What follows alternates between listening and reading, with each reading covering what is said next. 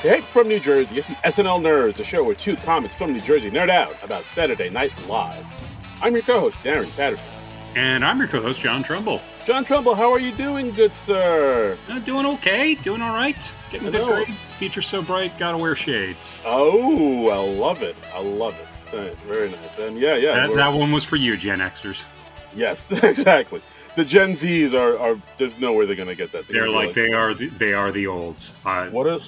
Stop listening. 1-star review. Would not recommend. Go back to TikTok. Yes. We're wrapping up the summer here. We're getting close to the end of the summer times. After the boys of summer are gone.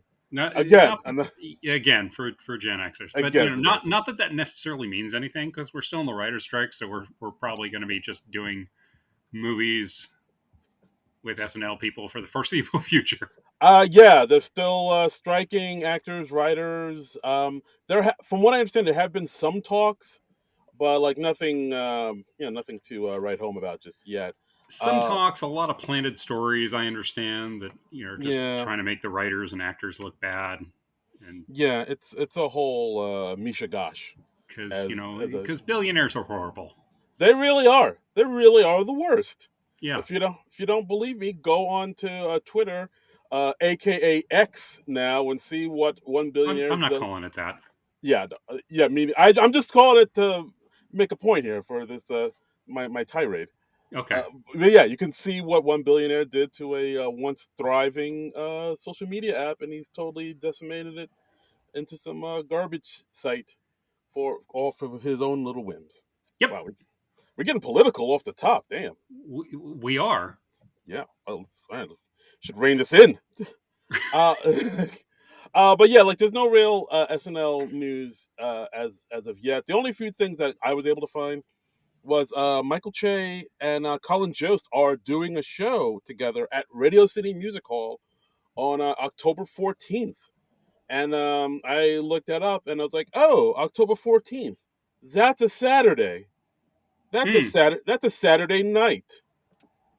What? I mean, what else are they going to do? Do they have other things going on Saturday nights right now? Yeah, no, I guess so, because they're doing it on October 14th. I guess a lot of people on the line are just kind of saying, oh, so it seems like it's like the show isn't going to be starting anytime soon, because like usually around October is when the show starts. I guess they were hoping things would be wrapped up with the strike by then, but maybe they heard that it's probably not. I don't know. Well, I mean, I'm assuming that even at the beginning of the season, I think it takes a little while to ramp up. I think they get together maybe like a few weeks before the premiere, and they pre-tape some stuff and things like that. So, I think end of October would be the earliest we might see the show return. But who knows? I don't know. Yeah, it doesn't seem like the strike is going to end anytime soon. It's been going for over 100 days now.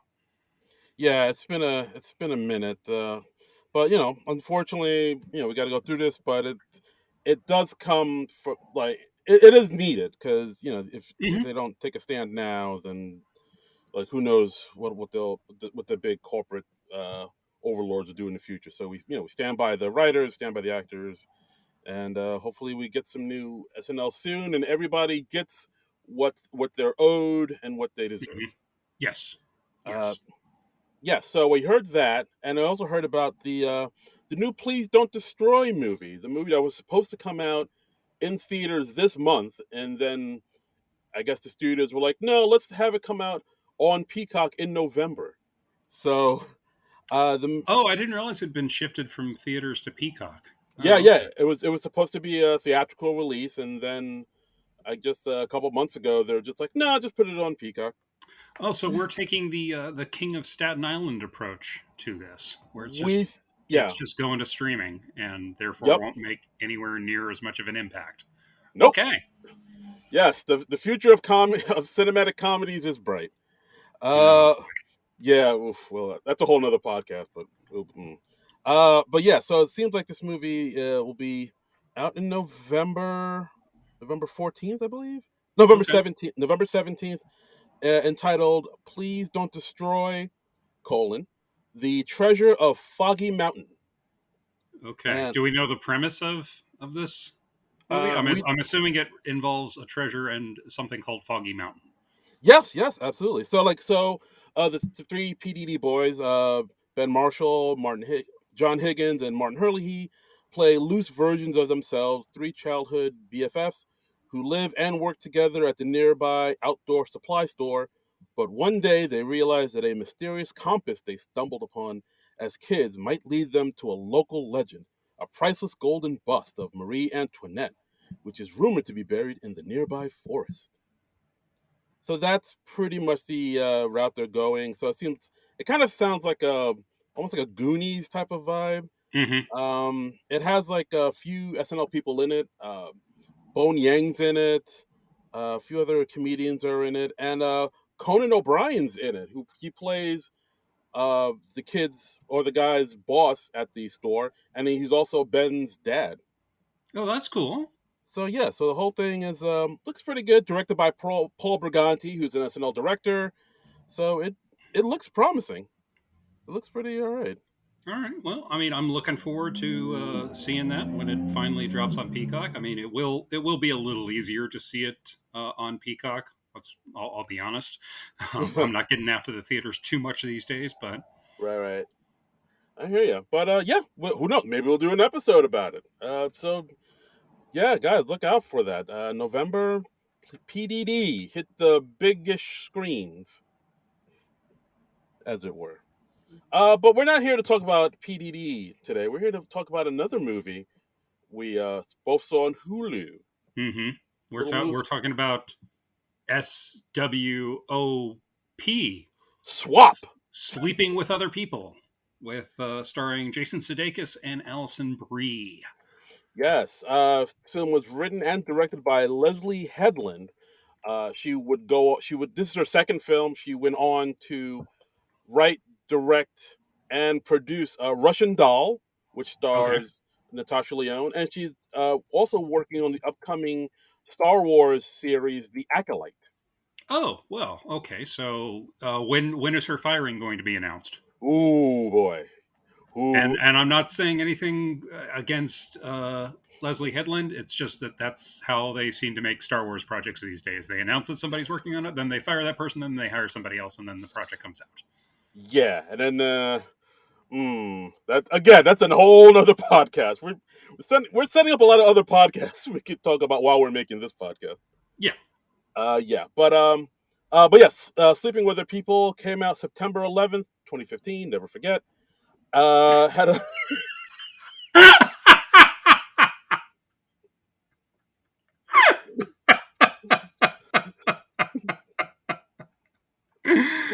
Okay. Yeah.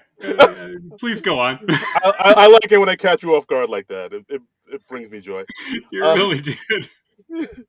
had a budget of about 3 mil, and it made about 3 mil, so it pretty much broke even. Broke even, baby. Yeah, that's right. Yeah. Yeah, I mean, this is a film I kind of remember hearing about when it came out, but like, yeah, I never saw it until tonight or today hmm to talk about the podcast. And yeah, I mean, right off the bat, I'll say I enjoyed this film quite a bit.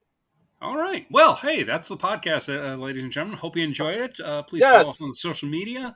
Um, yes, follow us on Twitter. No, no, no, come back here. Don't um, unplug your laptop just yet. We got to yeah, talk about this. I saw this on streaming. I guess a couple of years ago, and I really liked it. It like pleasantly surpassed my expectations. I enjoyed it. It does some interesting things. It's sort of Jason Sudeikis described it as When Harry Met Sally, but with assholes. Yeah, and yeah, I definitely was seeing the When Harry Met Sally vibes this time around watching it. It's Alison Brie and Jason Sudeikis. They play two people who meet in college back in 2002, right, and they end up losing their virginity to each other, and then their lives intersect again 12 years later, and all through the movie you can just kind of see that they're perfect together. They have chemistry, they have all sorts of issues in common, but they don't right. they don't get together. They try to be friends, Mm, and we all hijinks ensue.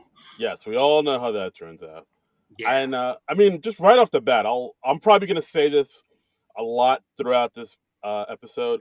The chemistry between Sudeikis and Brie, it is off the charts. I mean, my yeah. God, they I, they you really pop. this watching this movie really made me realize like how charming Jason Sudeikis can He is be. I feel like this character is probably somewhat close to Sudeikis' real personality. I think the real Sudeikis is probably less of an asshole than this. right. I hope But so. yeah, but it made me realize like because like I know Sudeikis. Uh, how do I put this? Like the man obviously has game because like he's dated. He had a long relationship with Olivia Wilde. I know he dated what's her face, the blonde woman from Mad Men, Oh, January Jones. January Jones. He dated January Jones. I believe he dated Scarlett Johansson for a hot minute. Ooh, You know, so like the guy's obviously got game, and like this really made me realize like how charming the guy could be. I was like, yeah, I see, I see how he could get with all these women. yeah. So No, Sudeikis, he's a charming motherfucker. Like mhm. I would like I get it, ladies. I get it, dude. Yeah, yeah. He's as smooth as a baby's backside. But we see in the opening scene, the movie opens up in 2002 at Columbia University with Alison Brie just like freaking the fuck out outside this guy's door, and everybody else is coming out into the hall to see this woman freaking out. and and Sudeikis kind of takes pity on her right when security is about to throw her out, and he's like, "Oh no, no, no, she's my guest," and he like escorts her into her dorm room, Oh into yeah, his dorm room. oh yeah. We get a nice little Jordan Carlos cameo. It was like a New York comic and been in a bunch of few Oh, things. okay, I didn't recognize him. Was he the Yeah, RA? he was the RA, like about to throw her out. Oh, okay, all right, Yeah, yeah. And then Sudeikis steps in, and like, "Oh no, she's with me," and like, yeah, then the two of them talk and hang out, and then yeah, yeah, and we, he finds out that she's there to sleep with this guy named Matthew. yeah, Um, it was like the TA. who, yeah, her teaching assistant. She says like, "Oh, I've been like deliberately getting things wrong in my pre-med classes so that he will tutor me." You know, so obviously real healthy relationship. Yeah, um and like, oh, I know immediately Jake knows him, and he's like, yeah, like Matthew, he's boring as hell. He's like yeah, super, he says he's the Pontiac Aztec of people, which is a great line. yeah, and like, yeah, and we, of course, we see Matthew later on in the movie, and I was like, yeah, he is kind of boring. This is like, what a, It's yeah, like the guy who's playing Matthew when we meet him later in the movie, Adam Scott, and Adam Scott playing really against type. yeah. It was interesting to see him in a role like this. I mean, well, for one thing, throughout this movie, there's like a whole bunch of like sort of comedic actors that like Yeah. comedy nerds like us would recognize. Like, Hmm. so like throughout the whole movie, I was like, oh, it's that guy. Oh, it's Yeah. her. Hey, Yeah. he's in Yeah. this. Like constantly, I was doing that throughout the Billy film. Eichner pops up in one scene. He's like a Yeah, one scene wonder. We got Jason Mantzoukas and Andrea Savage as like the couple friend in this movie. Natasha Lyonne is Alison Brie's friend. I mean, yeah, yeah, lots of cool people in this. yeah. Adam Brody, Amanda Peet, just a lot of Hmm. hey, that guy, hey, that Yeah, gal. Far yeah, out. yeah. It's a lot of fun. So yeah, Jake and Lainey they talk and they bond because they're just hanging out in his dorm room, and the two of them end up losing their virginity to each other in there. Aww. By the way, this movie is this part of the movie taking place in 2002 when their characters are college students. Jason Sudeikis was 40 years old in 2005, and Alison Brie was 33. I looked it up. So Gotta suspend belief, baby. Come you on. got to suspend that disbelief a bit for these opening scenes because Yeah, it's very like beginning of Walk Hard, yeah. where, where it's like, oh Dewey, you're just 12 years old. You saw like Billy Crystal in the beginning of When Harry Met Sally. He wasn't in Yeah, college. yeah, it's as believable as that. Come on, he has long shaggy hair. He's wearing a Jurassic 5 T-shirt. He can Right, pass for right. 20. Yeah, Uh, I just think it's funny. I was just like, okay, I just have to look this up because I know Alison Brie plays younger quite a bit. She was quite a bit older than her character on Community, uh, uh, Annie. But Yeah. I just found that amusing. So then the movie shifts to the present day, which since this movie was made in 2015, it's 2015 or maybe 2014 because they later say it's been 12 years since they got together. Yeah. And Jake's girlfriend is angrily storming out of their apartment building, and we find out that Jake fucked her best friend. Yeah, that's not cool. But he it's a cool scene because he actually, you think he's almost talks. He kind of talks to her, and he looks like he's Yeah. very close to talking his way out of it. Yes. Like, Which, as a guy, I have to find impressive. I was like, wow, this is some Jedi mind shit. Yeah, it really is. He's like, well, hey, like you said at the beginning, we weren't going to be exclusive, and and if I was taking you at your word, that doesn't make me a liar. That makes you, foolish for expecting an exclusive relationship when you said that wasn't what you wanted. And Yeah, I mean, all sorts of stuff like that. But it yeah. like Sudeikis plays it. It comes off almost as half believable, and Again, because he's just so damn like in the wrong hands, he could come off as like a real piece of shit. yeah, well, it's Sudeikis is so inherently likable. I think, which you really see in Ted Lasso. But he's so likable, he can play an asshole like this, and you can still go with him for the movie, which is fun. Right. Yeah, that's true. So like, just when you think he's about to get away with it, and he gets up to his girlfriend. She pushes him in front of a moving taxi. Yes, yes, and So then it just cuts to him with a sprained arm in a hospital, telling like a little kid who's sitting next to him. He's like, "Yeah, don't ever get involved with women. It only leads to grief." that's right. Wise words. Yeah, Avoid the clap, Jimmy Dugan. yeah. And then we catch up on Lainey, what her life has become over the last decade or so, and we see her. She's breaking up with her boyfriend Sam, played by Adam Brody, um, and she explains to him that her therapist told her that she needed to get treatment for love addiction, Mm. um, and she confesses to her boyfriend Sam that she cheated on him 16 times. Yes, but with the one guy. So Yeah, with just one person. Yeah, yeah, yeah. Brody just goes, "I don't even know 16 guys," and she's like, "It's with one guy." yeah, I mean, of course, that doesn't cushion the blow any, but yeah, No, that's it's not much better. yeah. But I do like the line. Adam Brody says, like, as he's upset and he just walks out and he cries. He's like, as because she's going to love addiction meetings. Yeah. He says to her, you're not an addict. You're just a whore." Which, wow, okay. Yeah, Um, that's wow. Ooh, that and hurts. then we see Laney in a love addiction support group where Billy Eichner's talking, and he's talking about the depths that his love and sex addiction have led him to. Oh yeah, I'm sure that's like a half improvised speech by Billy Eichner. I I wouldn't be surprised if it was all improvised. I think at one point he said like he had like his workout trainer stick a protein bar up his ass or something like that. I was like that had to be improvised. I don't know if any Yeah, writer would come up with that. yeah, yeah. So, Uh, and then like she's texting during the meeting, and she walks out during the meeting, and Sudeikis, who is in the same meeting, he follows her. And yeah, so Jake and Lainey, they see each other again for the first time in 12 years. hey, yeah, yeah, Yeah. and I just right off the bat, the chemistry between them is just right there. Like they're really vibing off each other. I mean, I don't know, Brie and Sudeikis. Again, I said I'll say it Hmm. throughout the whole podcast.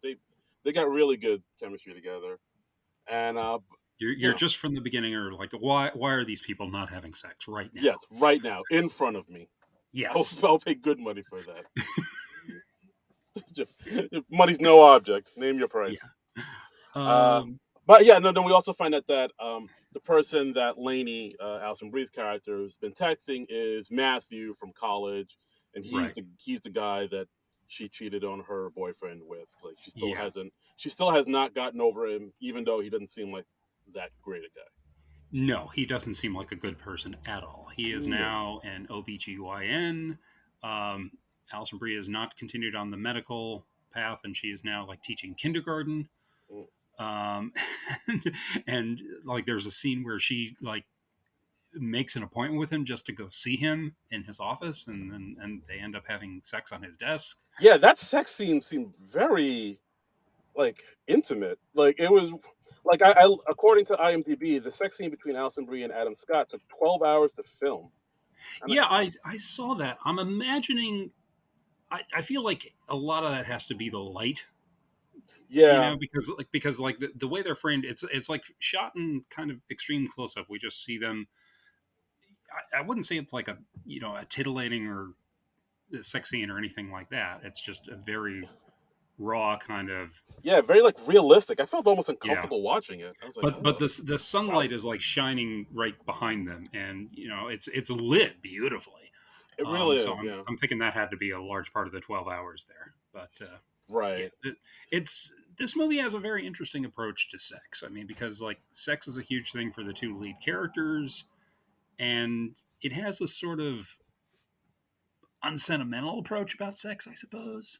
Yeah, it's like one of those things where I mean, I guess Sudeikis kind of talks about it later on in the film where because he didn't lose it until later in life, his Hmm. character rather, like because like, he's always thought that sex was supposed to be this really special thing, this really intimate thing, and then he just ended up when he did it, he realized it wasn't that big a deal, so it's never been a big deal to him, like Yeah, going forward. So yeah, so like to them, just having sex is more of like a transactional, yeah, I guess transactional thing instead of like an actual moment of closeness and intimacy that it should be. yeah. Yeah, I found an interview with the director Leslie Headland in Cosmopolitan. She said, "When I was filming Alison Brie and Adam Scott's sex scene, I wanted to create the term in sex addiction is a euphoric recall, which is when you have sex with someone and you're a sex addict, you basically have a fantasy of what actually happened. You're addicted to a particular person, and you don't really understand why." And you're telling all your girlfriends, "I don't get it. He's short. He looks weird." Um, and she says, and I feel like so many women can relate with that. Why do you keep coming back to them? One of the big themes of the movie is that love is a choice and not a feeling. It starts with a feeling, but it's ultimately a choice. Mm. Yeah, that's a really interesting. Yeah, we see that Alison Brie's character Laney keeps coming back to this Matthew guy, even though he is quite clearly not good for her and not a Yeah. good person. I mean, one of Um, the things that he tells her early on is like, "Yeah, I'm gonna marry my girlfriend I proposed," Yeah, and yeah. He like, asked yeah, Emma to marry him, and she's like, "Oh, I didn't know you were back together." And so this has been going on for quite a while, and yeah. So like, this is the time when you should just back out. But yeah, this is going nowhere good. yeah, no, no, not at all. No, Yeah, and yeah, Jake's got stuff going on in his life too. He's business partners with Jason Mantzoukas, and they're like, what are they doing? They're like selling their app to Amanda Pete's company. Was I that it? like. I mean, they briefly mentioned it. I just thought like, oh, it's just like business stuff. Like, He's like a tech guy. They're selling this thing to Amanda Pete, and then they're like, but then they're working in her office or her company or something like that. yeah, It's not like really important, yeah, but like her company basically absorbed their company, and they're gonna make a shit ton of yeah, money. yes, yeah. Amanda Pete says to him at one point, like, you stand to make 5 million over the next 2 years. So he's Ooh, doing pretty well pretty well. But then for of course, himself. Sudeikis' character Jake sees Amanda Pete's character Paula, and Yeah, of course he immediately starts hitting on because Amanda Pete.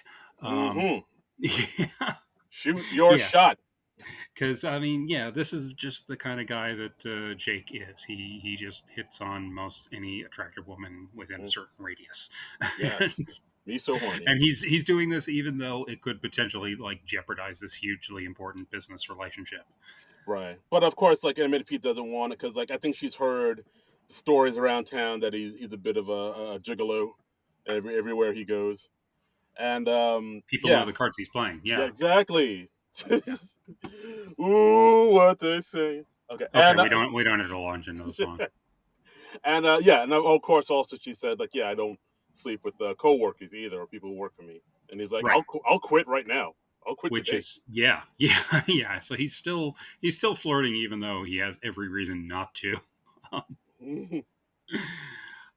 And we see that Jake and Lainey are like trying to do the friendship thing. They meet up with Manzukis and his wife Amanda Savage, uh, Yeah, yeah, yeah.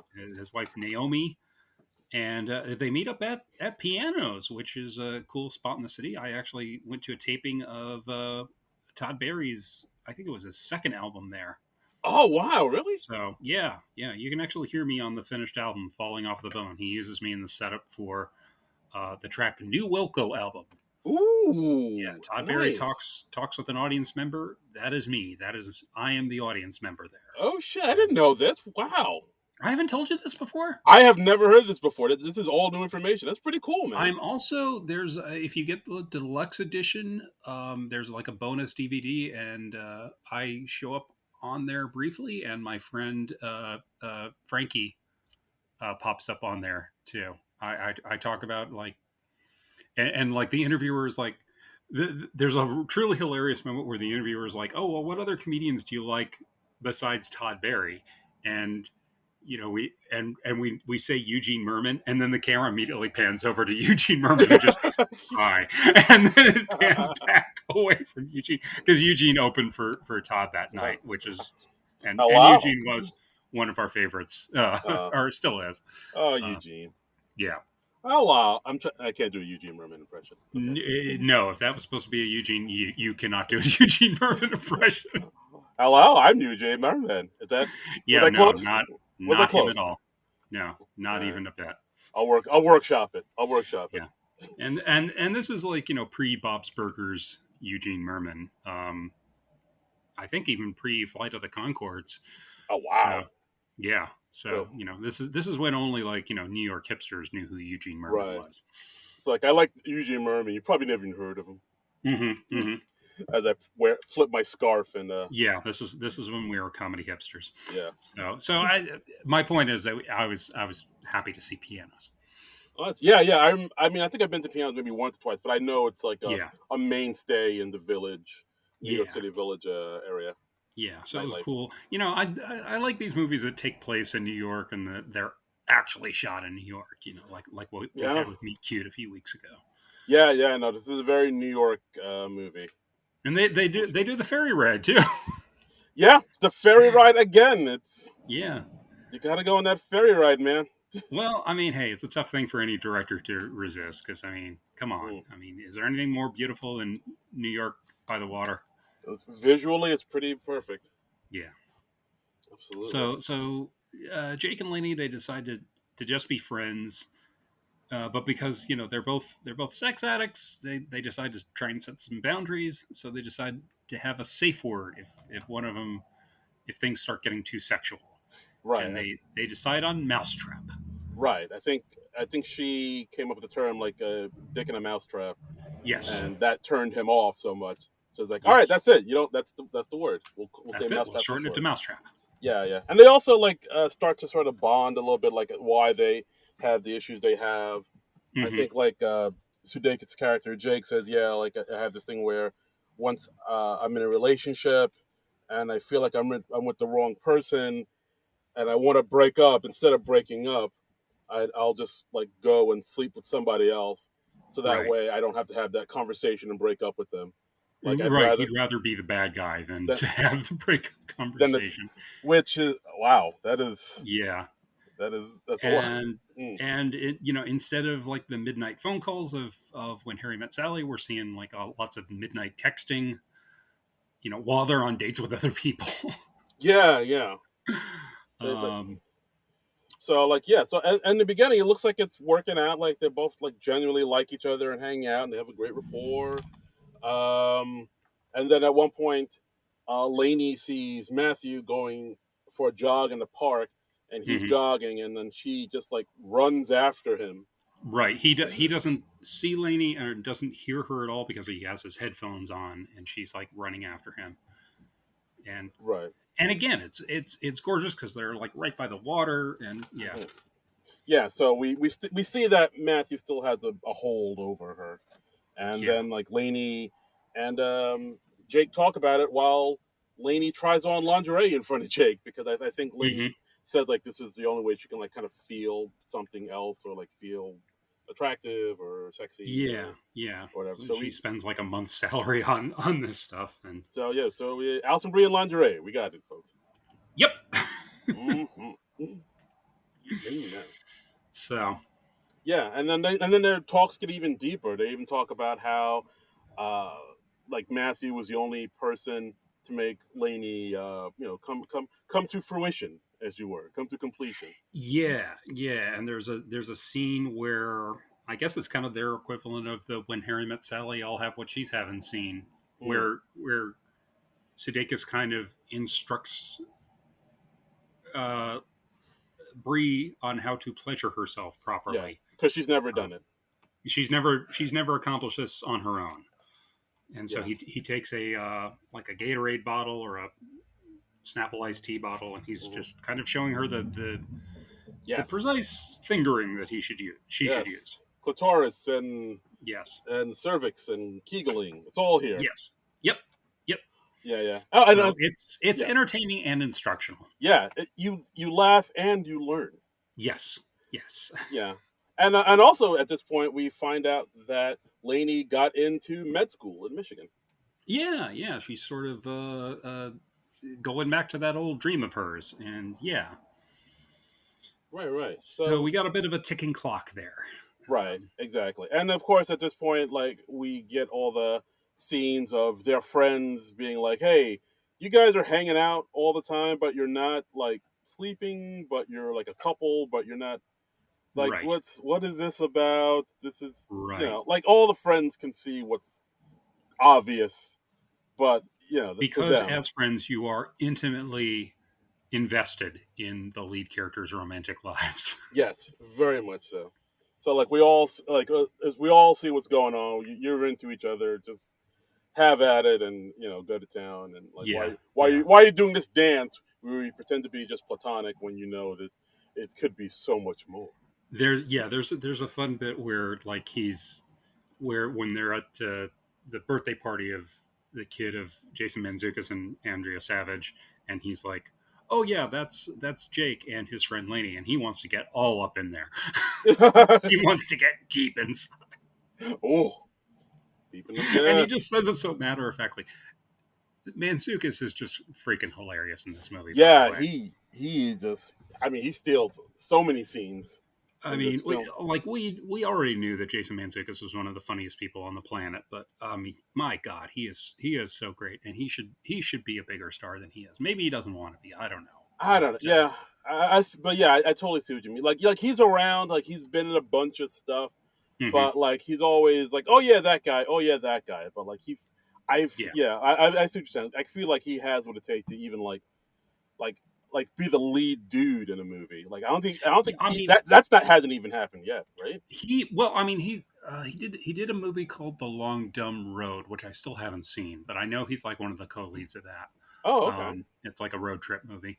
Um, but honestly, like the end of this movie is him and Andrea Savage. They're obviously just improving and riffing Mm. with each other, and they are so funny and they have such a fun chemistry. I'm like, give these two characters a spin-off, man. Yeah. No, they're a lot of I mean, fun. they're both so funny and so sharp and so witty, and yeah, I'm like, yeah, 100%. Like, give them a movie. Yeah, absolutely, for sure. Yeah, like I mean, the birthday party scene is great. I mean, even Yeah. before that, there's a scene where where Jake and Lainey are hanging out in the park, and then Matthew calls her, like gives Yes, her a and call, and and she has a panic attack. like a Yeah. legit panic attack, and she's like Hmm. freaks out around Jake, and Jake has to like kind of calm her down, and Yeah. it's a little scary for a minute too. Well, yeah, and it shows like what a hold that Matthew has on her, and I don't think even Matthew realizes the power he holds over this woman, Yeah. and it's a wonderfully awkward scene where she's like having this panic attack in a public place, and then like a stranger comes up and he's like, "Hey, are you okay?" Because he thinks that maybe Sudeikis is hurting her, Right, right. and Sudeikis is like, "Okay, like just fuck off, dude. Okay, Yeah, you've done your good deed, Superman. Go yeah. away." Take a hike, White Knight. Yeah, yeah, Uh, but yeah, I mean, we also learned like kind of the reason why, because Lainey always, I think she said at one point, like, I always thought he would choose me, so I always chose him. So like, even right. like, I thought I was the one in his eyes, and even though there's all these clear red flags telling me I ain't, like, I still, It's it's like it's a bummer. the number of flags outside the UN is how many red flags Wow. in this relationship. Yeah, Yeah. it's just a whole bunch of flags. Yeah, it's. I mean, you could tell even to the creator, Leslie, that this meant a lot to her. Little Mhm. little background. According to what I see in Wikipedia, after the debut of her first film, Bachelorette, Hedlund became what she would later define as suicidally depressed, noting that at one point I was literally wondering, should I check myself into a psych ward? To help cope with this, she went to Big Sur, where she wrote all day and night. She realized she wanted to write a movie about sex addiction after entering into a relationship with someone who was already seeing another person, recalling that at one point she drove to his house and I just started crying hysterically. I pulled over and I just kept crying. It was sort of like, what is my problem right now? Is it that I'm in love with him? Is it that I feel guilty? Is it that I'm doing something I don't want to do? From the start, she did not set out to make a romantic comedy, although when she realized she was making one, she wanted to make sure that it all felt very believable. And wow, yeah, I think she would kind of hit the nail on that. You definitely can see the scenes with Lainey are like way more kind of like intent, and they come from a more real place than like Yeah, the Jake stuff, I yeah, thought. But yeah, anyway, so they go to a kids party and take Molly. yep. Well, I mean, they take Molly and then they go Oh to the right, kid's birthday party yeah, because yeah. You gotta be responsible. You don't you want got to to. do this in the right order. You don't Yeah, you don't take Molly at a kid's birthday party. that's That's tacky. irresponsible. That's yeah. Yeah, No, that's you crass. take Molly before you go to the kid's birthday party, so then you're peaking at the right You pregame, baby. time. And we see Lainey, we see like the kindergarten teacher and her kind of comes out and she like kind of takes control of the kids and she starts to lead them in a dance. But then we realize that oh yeah, she's just tripping, and then, Yeah, dancing and to she a strips down to like a sports bra, hey now, which it's in front of a bunch of 8-year-olds, which yeah, hey now. perhaps slightly questionable choices. It's Uh, the single dad didn't seem to have a problem with it. no, one like gives her his info Oh yeah, afterwards. He's like, yes. "Oh yeah, my boy really enjoyed dancing with you," and Jake calls this guy out on it. He's like, "Really, you're using your kid to hit on my friend?" Like, dude, come on, be a bro. But hey, it works. It works. Yeah, yeah. He gives her a number. The guy's name is Chris Smith, Yes, which yes, Chris Smith. because I guess naming him as romantic obstacle number two would be too on the nose. Yeah, romantic. That's good. I like that. Yeah. So yeah, Lainey starts dating Chris. Jake uh, amazingly wins Amanda Pete over. Yeah, Um, because at one point, he does write up a termination letter saying, yeah. "Yes, I'll need you to sign here, here, and here, and I'll be out of this deal. I will give up all this money just to go out with you once." Hmm. Is a that's a big swing, my friend. That's a big swing. Yeah, and she says like, "Why are you? You know, why do you think I'm worth $5 million?" And he just turns it around and he says, "Why do you think you're not?" Which, Smooth. yeah, smooth operator, smooth operator. Well, Um, we're singing all the Gen X hits today. we really are. We really are. Keep an eye out for our compilation album, That's right. ladies and gentlemen. That's right. Uh, Dare to John sing the hits of the 1980s That's that they vaguely remember. available on SoundCloud. Yep. She's an easy lover Lover, got a hold on you, believe it. and like no other. Before you know it, you'll be on your knees. Okay. On your knees. So he goes on a date with Amanda Pete. It goes well. You know, she's cool. She seems to have a lot going on. She's got together. She's like a businesswoman. She has a kid of her own. Yeah, yeah, she's Um, divorced with a kid, and like they yeah, and they're doing well. And then we see yeah, Laney calling Jake, but he doesn't answer the phone. And we see Laney really needs him because Laney is at a fancy pants party with Chris. And oh, hey, who else is at this party? Why, it's Matthew. Oh, yeah. with his pregnant fiance. All right. I think they're married at this Oh, point. right. Yeah, they're married at this point. Yeah, Right. So pregnant yeah, wife. yeah. So yeah. Yeah, because he's like, "Oh, you've never met my wife, have you?" And Oh, right, right. My yeah, mistake. and he's just acting like they're just friends or just acquaintances or anything like that. And Yeah. there's like a scene in the bathroom where the wife is like, "Oh, you're not one of my husband's patients, are you?" And she's like, "Oh, no, no." He's like, "Oh, yeah, that's good because it's weird when I meet somebody out in the world and my wife is seeing their business because Mm, again, OBGYN." yeah. Vaginas. Um, But yeah, yeah. But like, I mean, Lainey is able to keep it together, and she's like, "Oh, hello, how are you?" And she keeps yeah, it together, and then they cut to a scene where she immediately throws up in the bathroom. yeah, she starts spiraling pretty quick, Yeah, and then she wants to talk to her friend Jake. That's who she wants to talk to, and Jake is meanwhile hooking up with Amanda Pete's character, yeah. and Like they're they get back to her place, and yeah, it's her kid's going out of down. town. They're getting down to business. They're getting down and dirty, Yeah, and her kid's out of he town, but his kid's yeah in town. yeah, and I they're don't know. going downtown, and Yeah. he actually says Lainey's name while he's orgasming. Mmm. So there's stuff going on in his head, and actually, Amanda Pete's character takes it pretty well, all things considered. She really does. Like, I thought she'd be like, "The fuck out of my house! What do you? What was that?" Yeah, no, she just lies down next to him and she just says, kind of matter of factly, she's like, "So who's Lainey? Do you want to tell me about her?" And which I suppose is probably about the best possible reaction you could hope for in that Yeah. circumstance. Yeah, like it's a very adult way to handle that It situation. really is. Yeah, I like that her character is a grown up and she's got her shit together. And Jake and Lainey, they're both trying to get their shit together, and they're Right. successful and unsuccessful to varying degrees, I suppose. Yeah, very much so. Very But much so. yeah, I like that. Amanda Peet. She doesn't have the biggest part, but I did like that she does seem to have her shit together, and she does have some agency in this. Yeah, that's true. That's very true. Yeah. So at this point, like, Jake leaves, goes back to his place. He sees Lainey waiting there for him On uh, his stoop. on his stoop, Yep. and they kind of talk. They kind of talk, and they go upstairs, and like there's this very like kind of intimate moment where they both lay in bed Yeah. and kind of They hold fall each asleep other. next to each other, and Yeah, like you think this is the moment where they're gonna hook up, but it's not. right. Like, but yeah, they hold each other, and then like Lainey comes down and says like, "Are we in love with each other? What is this thing that's between us? And Yeah. like, what are we gonna do about it?"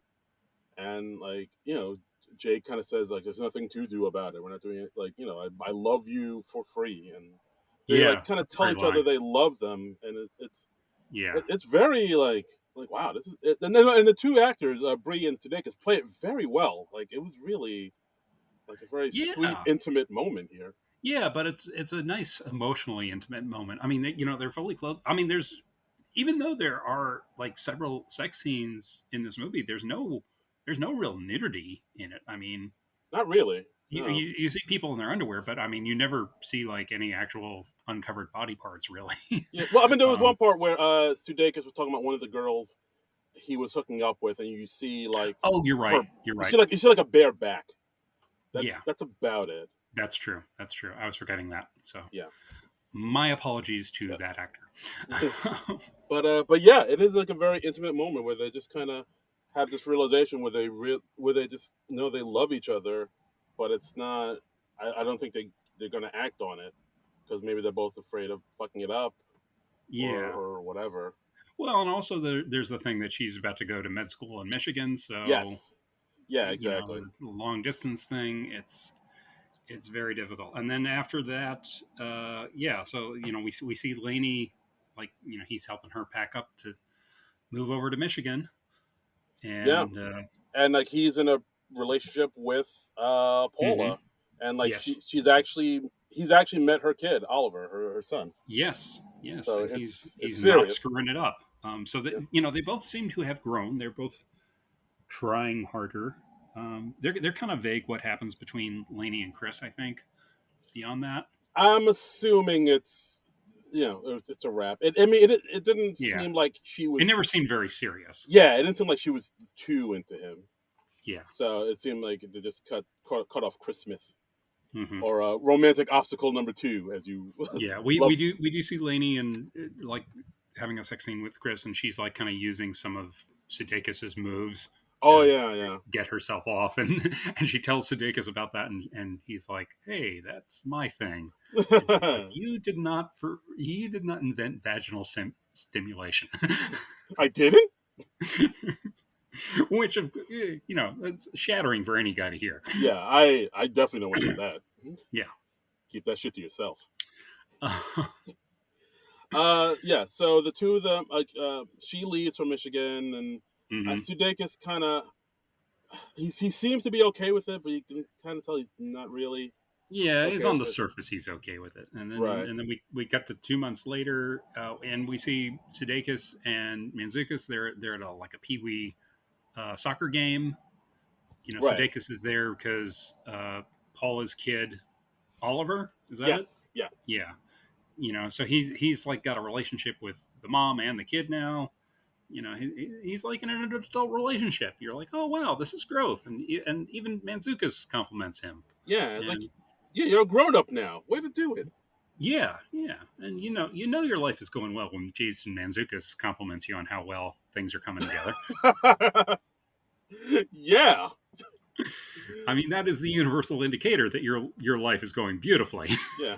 Man, you got it all together. That a good That's a good Manzukis. Yes, man? You that got it all together. yes, yes, Yes.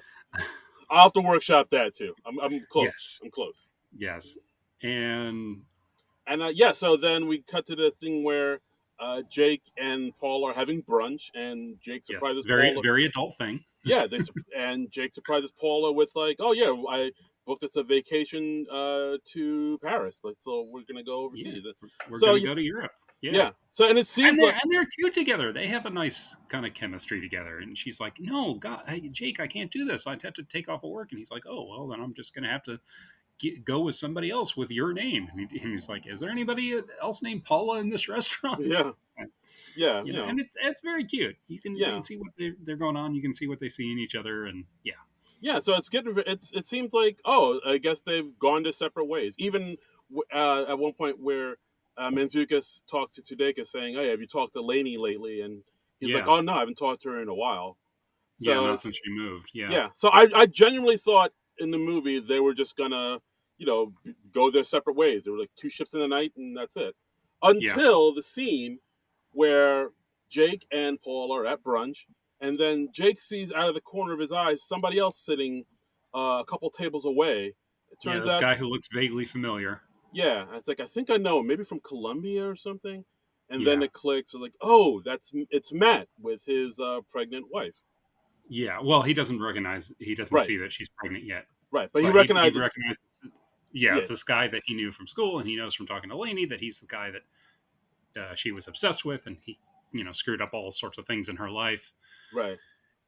And yeah, So he walks up to he's him. And, yeah. yeah, He walks up to him and say, "Hey, aren't you're Matt Sobachek?" And he's yeah. like, "Yeah, do I know you?"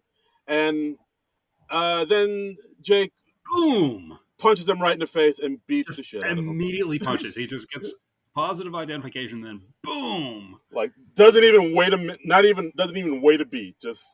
Yeah, Just five to the mouth.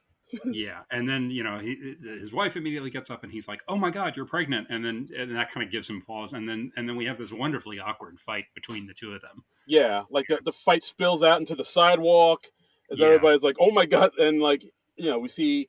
just Jake beating him up, saying that's for my girl, and Yeah. of course the cops roll in, pull him apart. Quick response time from the cops too. Yeah, right. That was a shocker. Yeah. Uh, uh, then um, then Matthew's wife, her water breaks. So Yeah. I was like, oh wow, oh wow. Yeah, just to make it even more awkward and and unpleasant. And yeah, Yeah, and I loved how awkward the fight was, because it's like two people who are obviously not, who don't have fist fights in their life, and it is the sort of awkward thing. They're bumping into things, they're bumping into people at one point, like, they're trying to tackle each other, and Sudeikis kind of falls against somebody else, and he immediately like kind of turns and apologizes to that person, and then goes back to attacking Adam Scott. yeah, yeah. And It's two non-fighters fighting. yeah, yeah, which is always entertaining. Uh, Yeah, so it's yeah this whole lovely brunch just turned into a big old mess. yeah, yeah, and then Sudeikis, of course. Well, yeah, both the guys get arrested by the cops, and Adam Scott is freaking out because his wife is going into labor, and he's her OBGYN, so he's very possibly missing the birth of his child Yeah, because of this. Because from his perspective, some complete stranger just wailed on him in a restaurant. yeah. I mean, he's not wrong. He's not wrong. No, no. And we have a really nice scene in where Sudeikis Jake is sitting in the back of a squad car, and Amanda Pete gets in the back with him, and again, she's just very matter of fact about it. She's just like, "Yeah, you're gonna have to get somebody to bail you out." Yeah, because at this point, Jake gets booked for assault, Yeah, and yeah, at this point, Paula's like, "You said this was for my girl. Who is that?" And of course, she yeah, immediately knows who it is. yeah. And then And she's just like, "Oh, I've been such a fool. I let my son get to know you." And I mean, that line says so much. Where it's just, I mean, yeah, it's got to be so tough. You're a single mother, and you got to decide. Oh, do I let this man into my life because he could potentially be another father for my child? And yeah, like that's you I know, know. Yeah, I know that's the thing. Like when you're a single parent and you're yeah, you're dating somebody, and when you feel safe enough to let them know the kid and hang around, that's a big deal. That's a that's a big deal. that's a And big deal. you're in your 30s. You don't have all the time left in the world, and yeah, it's a big deal. And I loved how matter of fact she was. She was just like, yeah, you're gonna have to get somebody to bail you out. Just sort of saying without really saying, yeah, I'm not going to bail you out. So I'm yeah, done with you. we're done here. Yeah. And We're, I just loved how she was still so self-possessed. She wasn't like really beating herself up in a big way, but it was just, yeah. right. I thought that was really cool. No, no, it was a great scene. It was. I really Yeah. enjoyed that scene too. It was a So great scene, and he's just like, "Oh God, no!" And yeah, so we got Siddiqus in a police station. He's being allowed to make his one phone call, and he calls Laney over in Michigan, who's having like some sort of like Sunday afternoon party thing a or something. little tea party, with the Hmm. ladies, and Yeah, so she's obviously like got a decent life for herself there. yeah, yeah, yeah, and yeah, Sudeikis basically kind of breaks down and confesses that what he did, and he's confesses that yeah, I should have told you how I felt. I never wanted you to go to Michigan. I'm in love with you, and like I'd rather be in a Yeah, relationship with you and fail rather than be not in a relationship with you and succeed as and a win love with relationship. anyone else. Yeah, I'd Yeah, rather fail with you than win with anyone else. Yeah, that was the line I wrote down. And yeah, they admit that they love each other.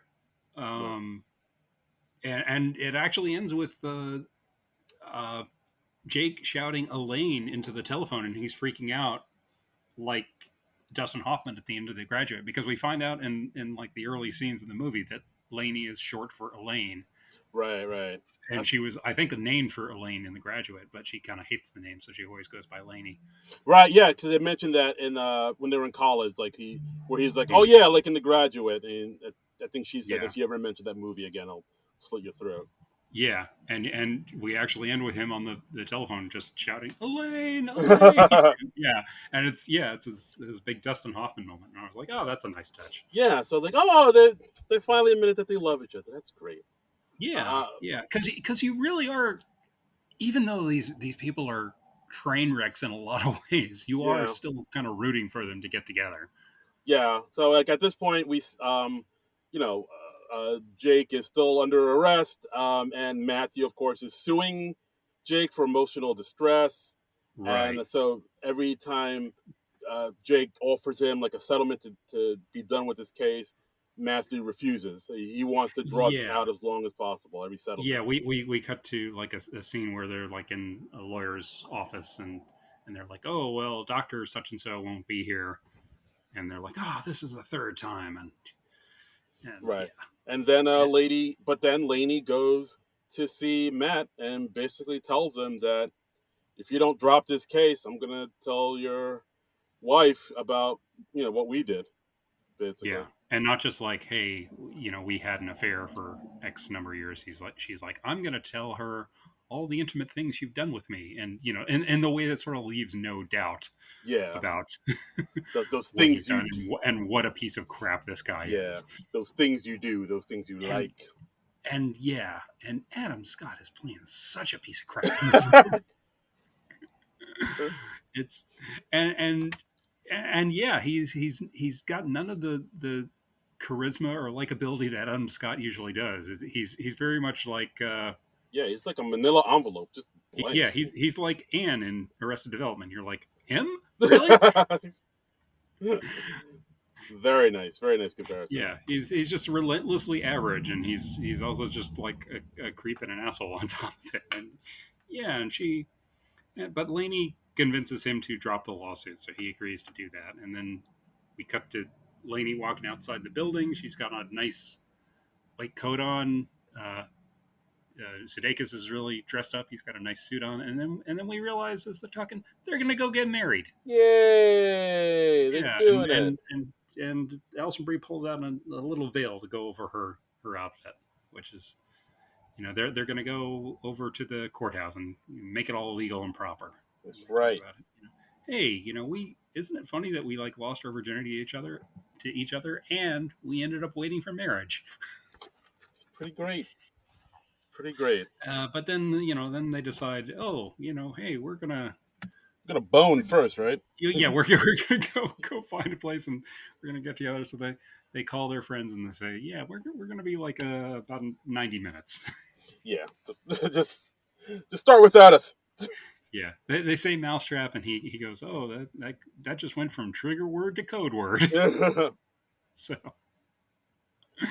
and there's a nice thing at the closing credits of Jason Mantzoukas and Andrea Savage both just kind of riffing on each other as this old married couple, Yeah, yeah, that's pretty charming. talking about it, because they know that their friends are going off to have sex, and they're like, hey, we don't really do that sort of thing, and they talk about their sex lives, and it comes out like Manzukis is like, oh yeah, I had to pay my brother $5,000 because I was predicting this would fall apart after 7 years, and it's like, well, you it's told me very funny. you told me It's you were in a car accident. yeah, it's very funny stuff. Yeah, it's some good riffing. And yeah, it's some good riffing, and also like judiciously edited too, because they chop out the fat basically, because Yeah, when you're improvising, you go down some roads and some lead places that and some don't lead anywhere, and they just chop out the fat, so it works pretty well. yeah. I mean, that's pretty much how improv goes. Like sometimes it's Hmm. lightning in a bottle. Yeah, Sometimes it is the pressing slog that where where yeah, with little bits of genius sprinkled yeah, but throughout. because we've got two of the best improvisers around, it's lightning in a bottle, and Hmm. and they seem to have a genuine affection and chemistry to each other. It's not just henpecked husband Yeah, and wife who's upset with him. I mean, yeah. they're given as good as they get, Yes, very, very which is much so. fine. Yeah, which again is why I was like, give these two a spinoff, man. Yeah, no, they got the goods. They've always, I mean, I've known that both of them have always kind of played like, the friend, the neighbor, the wacky Yeah, cousin or whatever. I don't think they've ever. yeah, I mean, except for that movie you told me about with Manzukis, they haven't really like been like yeah. the lead, and like I feel like they really should have should get Yeah, like the and lead. who knows? Maybe they prefer it that way. Maybe they just rather play small parts and just do what they want to do, rather than all the hassle that comes with being a number one on the call sheet and all that. But yeah, but I mean, they both have the goods to do better than that, Here, or here. do more than that, I should say. Not Exactly. necessarily better. Jason Mantzoukas, Andrea Savage, make it happen. Film, movie, now. You're awesome. Yeah, Yeah. let's do that. Yeah. And that's the episode, guys. Really Mm-hmm. good movie. I really enjoyed this a lot Good more than I movie. I thought mean, it would. it really exceeded my expectations the first time I saw it, and it was a nice, pleasant surprise. I just, I was going into this pretty much blind when I first saw it, and I was just like, oh yeah, that was a good movie. I really liked that. It was about more stuff, and it was than I was expecting, and it did a nice job, and it's really acted by the two leads in particular, Yeah. and the supporting people, and yeah, good stuff. Yeah, I mean, all the supporting actors are great, but yeah, like the two leads, Sudeikis and Brie, like they really Mhm. hold up this movie. Like I said before, the chemistry between them it just pops. It's like almost like a Bogart and Bacall levels, where like Wow, you just I really enjoyed seeing the two of them together. I really thought they worked really wow, well together. yeah, okay. But yeah, like and of course also the fact that they really tackled some like really serious subjects, and like it was like a really kind of grown up sort of Yeah, kind I of a mean, rom com, I guess. yeah, and you don't see like a lot of movies about sex addiction and that sort of thing. So it's interesting, yeah, and it does have some similarities to When Harry Met Sally. It's not as not quite as sentimental as that movie. It's Mhm. definitely raunchier, Woohoo. but yeah, good stuff. Highly recommended. It's streaming on Apple TV and Hulu right now. Yes. So check it out. Sleeping with Other People. Thumbs up Hmm. from the SNL Thumbs up. nerds. 2 thumbs up from Yes. SNL Nerds. Way up. Yes, Yeah. And I guess that's our episode, guys. I think Thanks. so. Yeah, I think so. Thanks again for listening, as always, to the podcast. Hmm. As always, you could follow us at SNL Nerds Show on Twitter, On Twitter. because we Yes. refuse to call it that other thing. If we said the other thing, people would be like, "What are you talking about? What is that?" Yeah. Yes, No, it's on exactly. Twitter. Exactly. And as always, you could donate to our Patreon at non-productive.com. And you can follow me on Twitter at Darren Credible. That's DARA Incredible. Twitter and Instagram. Oh, and Blue Sky too. On Blue Sky, yeah. Yes. Darren just signed up for the Blue Sky this week, and I'm on the Blue Sky and the Twitter and the Instagram at Trumbull Comic, TRUMBULL, and the word comic. Right. And maybe now that we're both on Blue Sky, maybe we'll have to create an SL Nerds page for Blue Sky as well. Maybe. That. Maybe. Wow. We're gonna have to pick up and set up our whole kingdom anew. On a whole new. Maybe. Oh, we've done it before. Yes, and we'll do it again. We've done it before. This time we'll be doing it on a new social media service, though. Yay! All right. So. Yeah, and I guess on next week's episode, I think we're still talking about it, but I think we're closing in on what we want to do for the next episode. Yeah, we're leaning towards a couple things, not set in stone yet, so we're not going to say it quite yet. But we'll be doing something cool. We'll be watching another cool movie. Yeah. So enjoy this. Come back and listen to us again. Tell your friends. Yes, rate, review, subscribe, spread the word. Yeah. All that good stuff. But we'll be back next week with another SNL movie. But until then, nerds out.